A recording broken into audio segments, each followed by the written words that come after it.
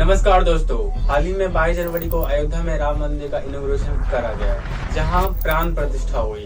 प्राण का मतलब है जीवन या लाइफ, प्रतिष्ठा का मतलब है एस्टैब्लिशमेंट या स्थापना। वो सेरेमनी है जहाँ पे मूर्ति को मंदिर में इंस्टॉल करा जाता है। इस एक सेरेमनी के पीछे कुछ हफ्तों से अखबारों और सोशल मीडिया में 24 घंटे चर्चे हुए हैं और कई कंट्रोवर्सी भी यहाँ पर हुई है। देश भर के भक्तों को उस वक्त का इंतजार है जब मंदिर में रामलला की प्राण प्रतिष्ठा की जाएगी। मेरा लघु पुष्पक अब मुझे लक्ष्मण किला लेकर आ चुका है। पाकिस्तान में भी जय श्री राम हो रहा है। He's only drinking coconut water for 11 days. खुद को 18 घंटे खपाया, तब जाकर मोदी ने राम को पाया। कुछ पॉलिटिक्स पार्टी ने और 4 मेन शुक्राचार्य ने इस इवेंट को अटेंड नहीं किया। आइए समझते हैं चीजों को इस वीडियो में। लेकिन साथ ही साथ मैं इस्तेमाल करना चाहूंगा इस वीडियो में श्री राम की क्वालिटी को डिस्कस करने के लिए, क्योंकि राम का नाम लेना बहुत आसान है, लेकिन श्री राम की वैल्यूज और प्रिंसिपल से सीखना, उन्हें अपने ऊपर अप्लाई करना बहुत ही मुश्किल है। इसी कॉन्टेक्स्ट में मैं आपको श्री राम की वैल्यूज के बारे में आपको बताना चाहूंगा, कैसे आपकी जिंदगी बदल सकती है। इससे फर्क नहीं पड़ता आप हिंदू हो, मुस्लिम हो, सिख, क्रिश्चियन, जैन या फिर पारसी ही क्यों ना हो। हम इस इवेंट की बात करते हैं। कौन इस इनॉग्रेशन सेरेमनी में गया, कौन नहीं गया और क्यों नहीं गया। बीजेपी के सीनियर लीडर एल.के. अडवाणी और मुरली मनोहर जोशी, ये 1990 से ही राम मंदिर एजिटेशन मूवमेंट के सबसे बड़े लीडर रहे हैं। जिस स्थान पर भगवान राम का जन्म हुआ था, वहाँ पर मंदिर के निर्माण को कोई शक्ति रोक नहीं सकती और मंदिर वहीं बने। लेकिन इस प्राण प्रतिष्ठा में ये नहीं आए।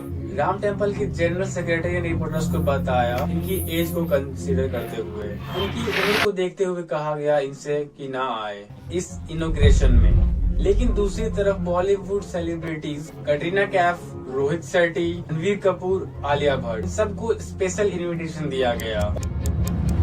पॉलिटिकल पार्टी कईयों को इनविटेशन मिला था, लेकिन कईयों ने रिजेक्ट कर दिया इनविटेशन अलग अलग रीजन की वजह से।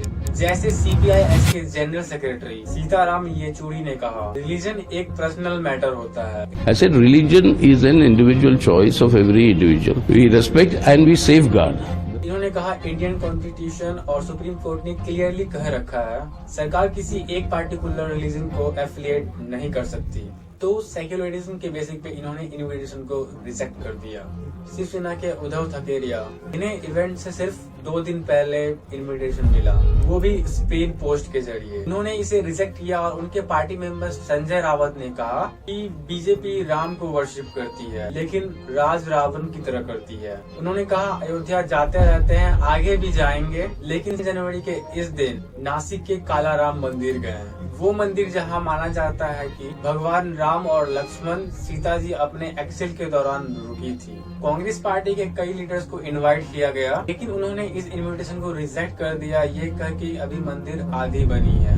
और इसकी इनॉग्रेशन का मेन कारण था इन इनविटेशन को रिजेक्ट करने का कि बीजेपी इस पूरे इवेंट को पॉलिटिसाइज कर रही है, राम के नाम पे चुनावी राजनीतियां हो रही है। कुछ लोगों ने इस स्टैंड की तारीफ की, ये कहकर कि कांग्रेस ने अच्छा फैसला लिया, लेकिन दूसरी तरफ कुछ लोगों ने कहा एक तरफ ये एक पॉलिटिकल ब्लंडर था, लेकिन इस अधूरे मंदिर को इनॉग्रेट करने का मेन पॉइंट था वो शंकराचार्य ने भी। आज से करीब 1200 साल पहले की बात है दोस्तों। आदि शंकराचार्य ने 4 अलग दिशाओं में 4 मेन मठ की स्थापना करी। ये थे आज के उत्तराखंड, गुजरात, उड़ीसा और कर्नाटक में। हर एक मठ में एक मुख्य पुजारी थे जिन्हें शंकराचार्य कहा गया। तो 4 मठ, 4 शंकराचार्य। इन 4 में से किन्हीं ने भी इस इवेंट को अटेंड नहीं किया। शंकराचार्य निशानंदा सरस्वती ने कहा कि ये जो सेरेमनी हुई है ये हिंदू स्क्रिप्चर्स के अकॉर्डिंग नहीं हुई। विधिवत प्रतिष्ठा होनी चाहिए। राम जी को मानते हैं तो राम जी मर्यादा पुरुषोत्तम थे या नहीं, राम जी की प्रतिष्ठा भी शास्त्रीय विधि से होनी चाहिए। शंकराचार्य अभिमुक्तेश्वर नंद सरस्वती जो उत्तराखंड मठ के शंकराचार्य हैं, उन्होंने इस चीज को एक्सप्लेन किया